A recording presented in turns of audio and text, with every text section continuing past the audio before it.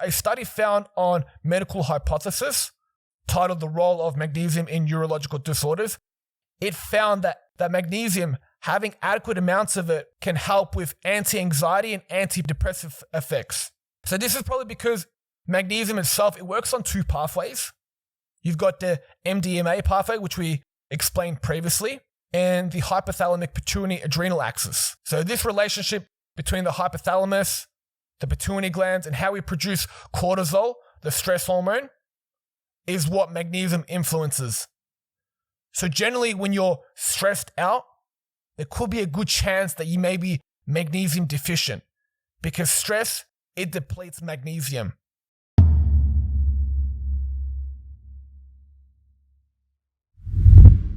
What is up, guys? Welcome to another episode of the Conscious Warrior Podcast.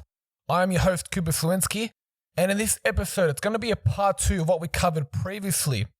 So just a quick recap and summary. Last episode, we talked about the importance of macronutrients, why this is a great place to start in terms of really conquering and mastering your fitness journey, in terms of shifting body composition, being in control of the foods that you choose to eat, and just having a better relationship with food and yourself in general. So when I first found out the idea behind macronutrients, I thought it was dumb. I thought it was stupid. I was like, why on earth do I want to actually calculate calories? Because this seems like a chore. Like, why don't I just go towards eating healthy food? And I had this realization and maturity achieved once I actually went through the process of learning how to count calories, understanding how you can manipulate macronutrients, your proteins, your fats, your carbs, to really just shift your body composition. So a couple of reasons why it's important to understand macronutrients is you have a basic understanding and insight of what food you choose throughout the day. That's going to allow you to be in control of your health goals. Number 2, you're going to have more knowledge, information about food and the foods that you can eat and the food that you can just eat at a minimal, as well as having a great balance between social events, eating out of restaurants, cafes. So you have a better relationship in general. And that comes at a cost of just learning and understanding that this is a skill set. That learning the energy profile that foods have, that's going to allow you to serve you, that's going to serve you to your highest potential. That's going to allow you to have more freedom of choice, having more support towards your goal, and giving you that reward that is going to allow you to treat yourself when you're putting in the hard work of training, of eating nutrient-dense foods 80% of the time, and then allowing yourself to treat yourself with those occasions of having a donut, having burgers, having fish and chips, whatever you choose or whatever you really like. So ignorance is bliss. If you're going in and still holding on to that mindset that this is dumb, this is stupid, you haven't looked far forward in terms of what the bigger picture looks like. That if you learn how to calculate macros, if you learn how food looks like on a plate, the energy, the protein, fats, and carb breakdown, or at least an average of what that looks like, then you're going to be in control of your weight. You're going to be in control of the foods that you eat. You're going to be in control of the energy that you have throughout the day. If you don't have it, then the opposite happens. Most likely, you're going to be tired. You're going to be less motivated. You're going to be moody. And most likely, you may have or are experiencing a plateau in terms of your health and fitness goals. So learn the basics. You don't have to do it forever. But when you have the foundation set, it's like building a house. When you have the concrete slab, then that house isn't going to go nowhere. So part 2 to this equation is understanding the importance of vitamins and minerals. And it's something that's not talked a lot about, because everyone's talking about, if it fits your macros, that you can eat 100 calories of Skittles, you're still going to be underneath your calories, and that's great, but the dose is in the poison. If you have that mindset that I'm going to just keep eating all these comfort foods, then you're maybe potentially neglecting the fact that there could be a deficiency present, but you're not eating nutrient-dense foods. And nutrient-dense foods is the micronutrient profile of what foods contain. So micronutrients, vitamins, minerals. Vitamins are important because It's what allows us to develop and function the body normally. Minerals, also important, allows the body to develop and function normally. And there are over 9,000 enzymatic processes in our body that allow us to drive the human vehicle, the car. And through these 9,000 enzymatic processes, there's only a handful of minerals that really facilitate these enzymatic processes. So ask yourself the question, can you start a car without a key? Well, you'd like to hope so, right? With hopes and dreams, maybe you might be able to push that car. But 99% of the chance, it's a no. The key is the minerals. There's one mineral that I believe that a lot of us should be supplementing with, and that is magnesium, because magnesium has over 42% influence of these enzymes. And when you're under stress, generally you could be depleted in magnesium. So you lose out magnesium really fast when you're stressed out.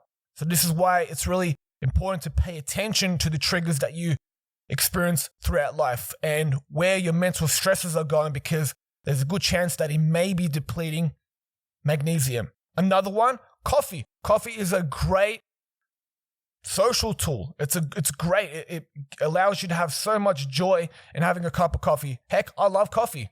But if you don't understand that coffee itself depletes minerals just as well, then you're probably maybe deficient in one area or another because of these two great examples that you may not have been aware of that could be literally affecting your health, your energy, and your fitness journey. So the first question I want to talk to you guys about is multivitamins. Are they truly helpful?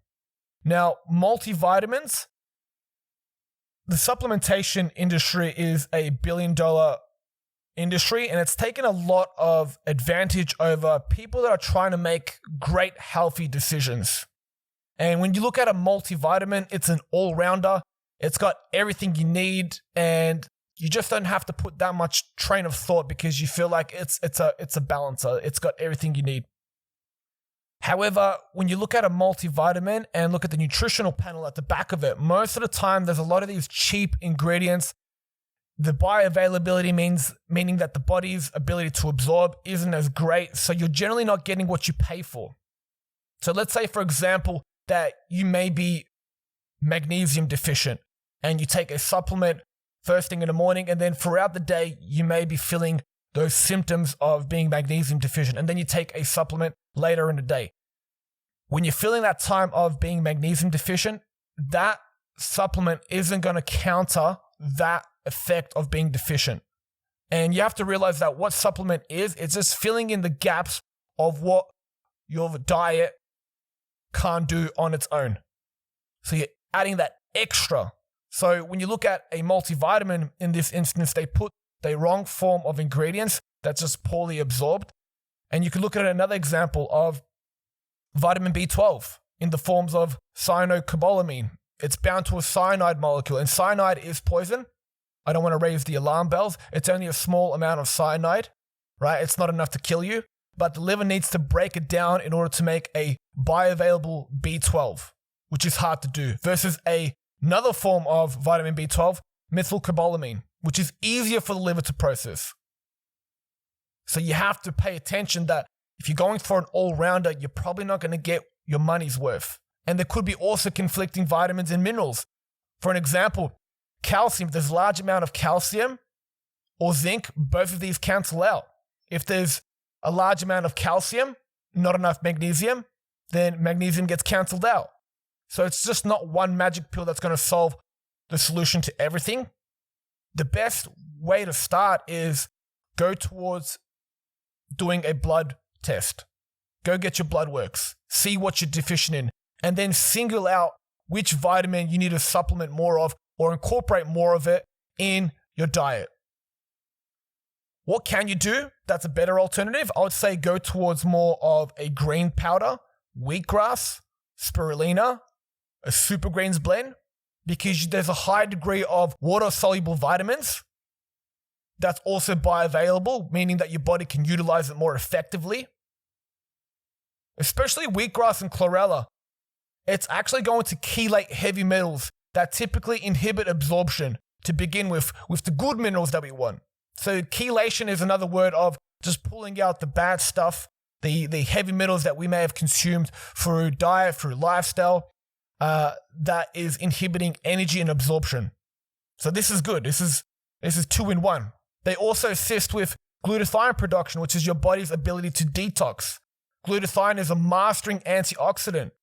And if we get the body to do what we want it to do, maximizing this powerful antioxidant, it's going to reduce oxidative stress. It's going to reduce inflammation in the body.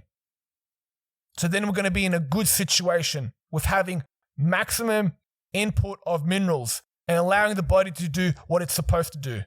Another great food source that you can incorporate is beef liver or bone marrow. Now, I totally get it. It's a little bit savage. When you cut open beef liver, or when you like on the chopping board and you're slicing and dicing, it doesn't look fun. It doesn't look pretty. You look actually barbarian.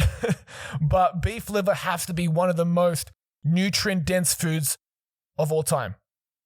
Like looking at the statistics right now, 100 grams of beef liver contains 1,176% of your recommended daily intake for vitamin B12. Over 50% of your recommended daily intake of vitamin B6, B5. 634% of your recommended daily intake of vitamin A. 714% of your recommended daily intake for copper. Now, you can just have one serving of organ meats once a week and you'll be doing fine. And if you don't like the taste of organ meats, that's totally fine. Look towards a supplementation form. Look towards something that's organic, and that way you can have it more frequently, and you're not going to be consuming a dose of 100 grams. It's probably going to be somewhere between a serving size of 3 grams, which is great because you're microdosing the minerals, the vitamins that your body needs to run effectively for performance and longevity. So these are great alternatives that you can incorporate as opposed to going towards a multivitamin. Organic greens, it's naturally occurring in earth. Greens, it's an algae, right? Beef liver, it's livestock. When you incorporate these two, it's going to help utilize and metabolize these minerals as opposed to going towards a synthetically made multivitamin that you're just going to piss out on the toilet anyway. So the next topic I want to talk to you guys about is 4 minerals that increase brain performance and stop tiredness. So minerals, our body itself, our brain, it's electrical. So the brain is a labyrinth of all these electrical freeways that we need to take care of. And one important mineral is sodium. Sodium chloride, salt. It's basic, it's important. We use it all the time. Or sometimes we don't even use it all the time because we're scared that it may raise blood pressure, that it's going to help retain more water, which we don't want. It's going to make us puffy. I want to debunk the myth after, but not having enough sodium means that glutamate is high in the brain, and glutamate excites the brain, leaving it into this not happy state. You're very chaotic. It's very jittery being in this hyped brain, as opposed to having a fast brain that's responsive and it's a relaxed brain. So think of glutamate as a few lumberjack holding some axes, right? When we try to grow synapses through neurogenesis, so growing more nerve cell connections throughout the brain and the body, these signals are being sent with ease and flow when you have enough sodium present in the body. When you don't have enough, when glutamate is high, when these lumberjacks are roaming around, you're trying to grow these new branches in trees, but these lumberjack men are just chopping down these trees. So this is where sodium plays a huge role as a vacuum in our brain through astrocytes. So they suck up the glutamate, the lumberjack, and the vacuums run on sodium. So sodium is like a battery, and without sodium, the battery is off. Vacuums don't turn on. Glutamate builds up. And this can create a lot of issues further down the track. On a symptom level, you may be feeling foggy or brain fog. You may not be able to think straight. And sodium itself, it's used through a number of processes. You've got optimum hydration. Salt is needed to make stomach acid because hydrochloric acid, which is stomach acid, is made up of 1 part sodium chloride, which is salt, the chloride component. Salt helps with food cravings, bloating, digestion issues, nutrient deficiencies is what you may be experiencing if you have a lack of salt. So don't skip out the salt. Don't skip out sodium. And again, you don't want to go overboard. If you're someone that experiences a lot of hypertension, high blood pressure, then you probably want to seek out advice from a physician or a doctor and keep an eye on it in your diet to see whether or not you are incorporating enough salt or if you're not. Generally, if you're going and shopping in the shopping aisles towards packaged, manufactured, processed foods, they tend to have a higher sodium content. So just be wary of that. You don't want to add more salt to things that already have high amounts of salt.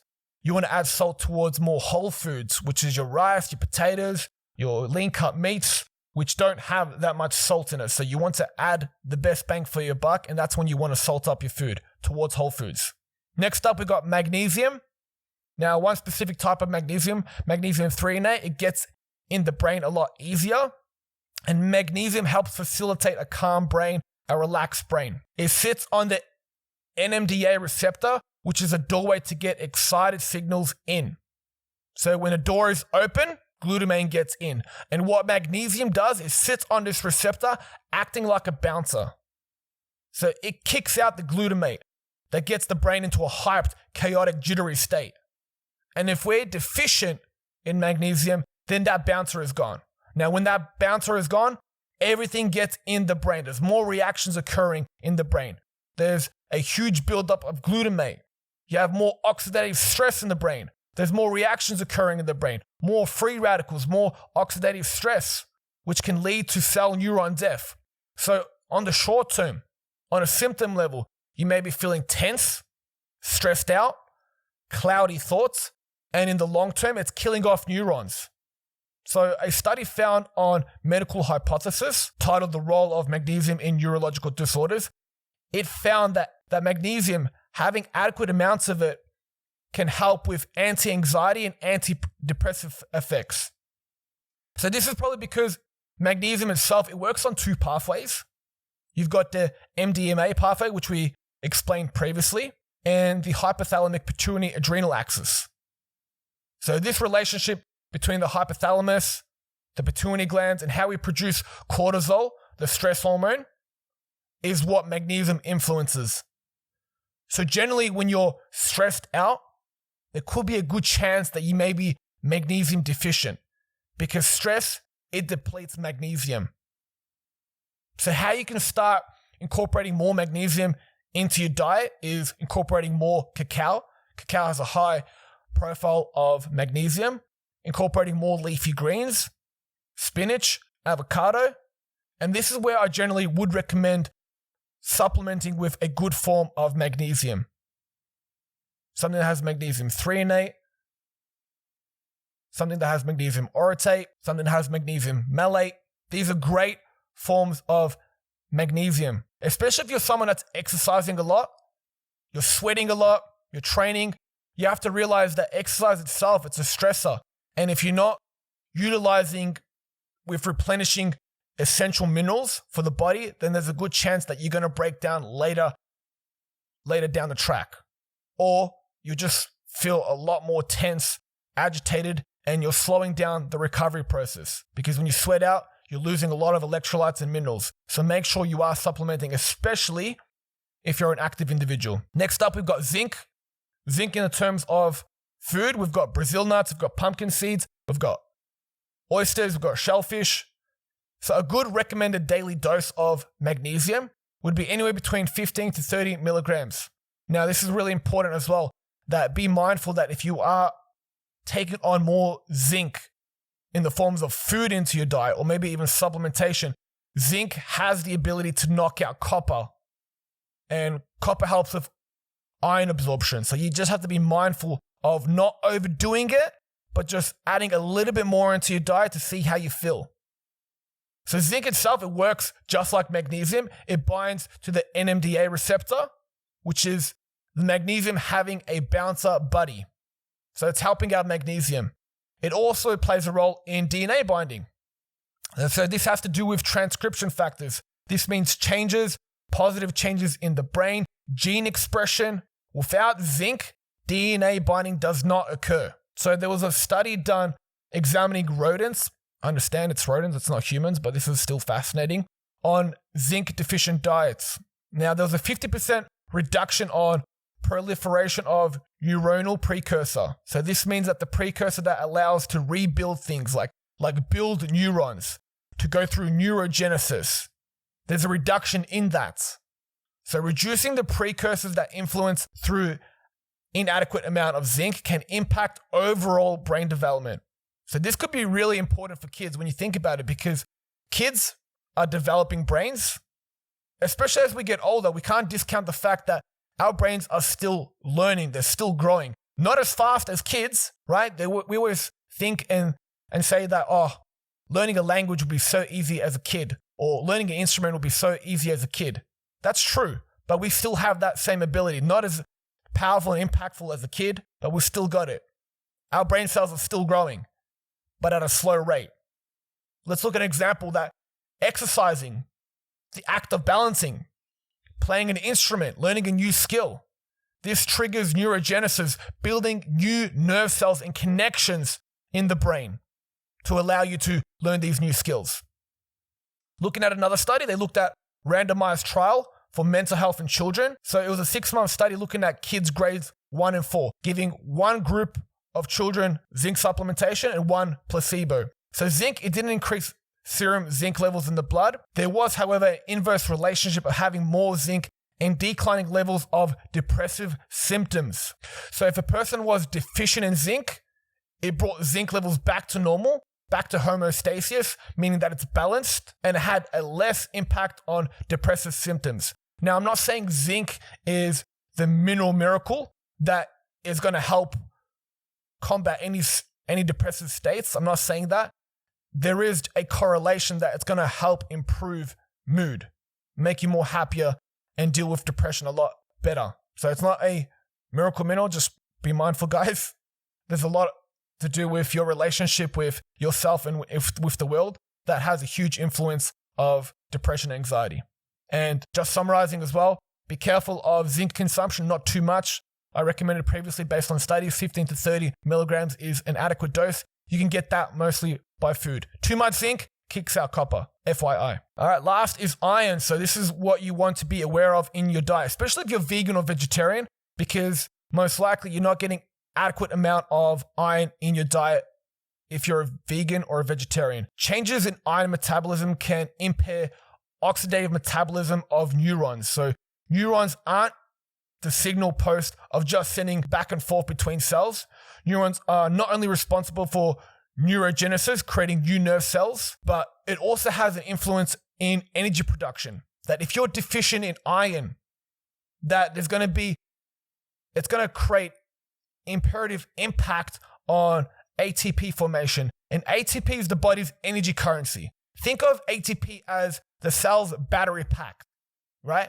If the cell's battery pack is down, not functioning properly, it's because you have low iron. When you have low iron, your battery pack is low. You're low ATP. When you have low ATP, it means you have less fuel for neurons to do their job.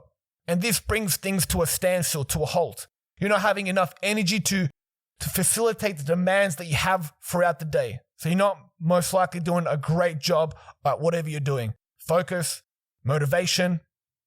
And this can happen with too much iron, or it can happen with too little iron, because iron is a heavy chelator. Let's think of iron being a metal, because that's what it is, right? Let's say a microwave. You have a microwave that's made of iron, and if you were to leave the microwave out in your backyard over the course of 1 month, it's raining, it's hailing, there's a good chance that that iron microwave is going to rust over time. So too much iron can increase oxidative stress. Too little iron is not good, because it's not going to help with the energy production of your ATP firing. So you want to have it at the Goldilocks just right, because it's a heavy regulated system in your body. The best way to do that is through food. Most often, people get diagnosed, could be a misdiagnosis, big claim, I'm sorry, that we are deemed as anemic. But if you have a doctor that's really switched on, that they look at the full picture of your blood works, of a hair tissue mineral analysis, of looking at the effects of magnesium and what it does with iron, looking at the ferric and ferrous state of iron, between the stored state and the free state of iron, and looking at the copper serum levels in your body and the relationship between copper and iron. It's not simply just looking at your iron levels and saying, okay, I need to have more iron because it's not being utilized in the body. It's probably to do with copper. Looking at a study, there was a study done in iron deficiency in infants. So it was a controlled lab study. It looked at 132 kids. 69 had anemia and 63 didn't. And what they found was they had a slower reaction time in the kids who had low levels of iron. And the mechanism is proposed in a decrease in myelination in areas that require dopamine transmission. So myelination is basically, it enables nerve cells to transmit information faster, brain processes. So think of it as a freeway, right? That you may be running at a top speed of 80 kilometers per hour. And when you have myelination increased, you're able to travel down that freeway 150 kilometers per hour, traveling between and sending signals a lot more faster. So this is important when it comes to depression, anxiety, for how we respond to things. It's important for myelination to do the job and send signals quickly. So wrapping up, you don't want to supplement iron without seeking further advice from a physician, from a doctor. Make sure that you are challenging the doctor in terms of questioning magnesium levels, questioning freed state iron versus the stored state iron, questioning your copper serum levels, and then go from there. Incorporating more diet, occasionally eating red meats. You got white beans, you got shellfish. Vegans and vegetarians, this is where you have to just really look down another route. So if there's anything that you can really just supplement more abundantly with, is magnesium. And a great dose or great starter would be anywhere between 400 milligrams to 800 milligrams. Because magnesium, as I mentioned previously, it's used over 42% of the enzymatic processes that we have in the body. When you're stressed out, it's depleted. When you're drinking coffee, it's depleted. So magnesium, you can't go wrong. Stay anywhere between that dose. If you're more an active individual, then you want to incorporate more of that. So that is a wrap, guys. Thank you for tuning in today's episode. Hope you found it very valuable. So just a quick recap. Learning and understanding macronutrients as a foundation is the best thing that you can do in terms of starting your fitness journey, but also having the education and knowledge of making good, conscious decision-making choices when it comes to picking out foods that's going to serve you towards your fitness goal, towards your health goal, and having more control in social events of not feeling guilty in eating steak, eating Parma and chips, and still being on track with your health and fitness goal, whether it's to lose fat, build lean muscle. It is a skill set. It's going to take time, energy, and effort, but once you master the basics, it's yours to keep. Understanding the importance of vitamins and minerals. These are the spark plugs of the car. It's what ignites the car. That if you don't have it, most likely you may be feeling tired, depleted, low motivation, and probably plateau in terms of your fitness journey. So probably skip out on a multivitamin. That's my recommendation. Go towards more of an organic green, or gravitate towards more nutrient-dense foods like bone marrow, like beef liver. If you don't like that, incorporate it through supplementation form. 4 key minerals that's going to allow you to increase brain performance and stop tiredness. You've got sodium chloride, salt, either in the forms of a rich mineral sea salt or a pink salt. You've got magnesium, you've got zinc, and you've got iron. So thank you for tuning in again. I'll catch you guys on the next episode. Peace and much love.